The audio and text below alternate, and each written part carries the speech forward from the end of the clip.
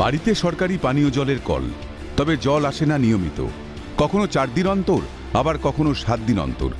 দীর্ঘদিন ধরে পানীয় জলের সমস্যায় ভুগছেন কাঁথি পুরসভার দুমুট গ্রাম পঞ্চায়েতের গোয়াগাছিয়া গ্রামের বাসিন্দারা।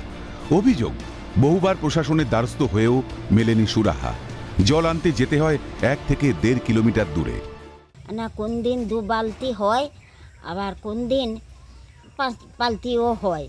তো সব দিন সমান নয়, আবার এক দিন একেবারে আসে না।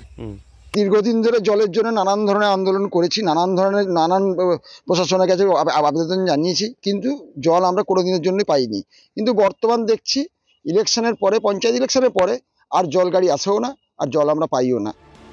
অভিযোগ, কাঁথি পুরসভার দুমুট গ্রাম পঞ্চায়েত বিজেপি শাসিত হওয়ায় জল সমস্যার সমাধান হয় না। পঞ্চায়েত সমিতি রয়েছে শাসক দলের, তারা এ কথা বিশ্বাস করে না যে জলের অপর নাম জীবন। তারা প্রমাণ করতে চাইছে জলের অপর নাম রাজনীতি। তাই এই গ্রাম পঞ্চায়েত এলাকায় সাধারণ মানুষ জল কষ্টে দীর্ঘ কয়েক বছর ধরে ভুক্তভোগী।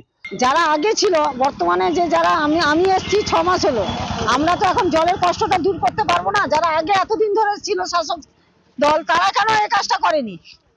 আগে পৌরসভা থেকে জল আসতো, সেই জলটাও বন্ধ করে দিয়েছে। কি কারণে?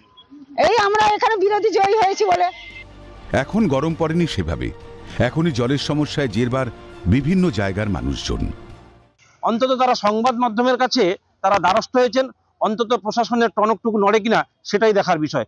পূর্ব মেদিনীপুর কাঁথি থেকে বিনোদ মণ্ডল, ক্যালকাটা নিউজ।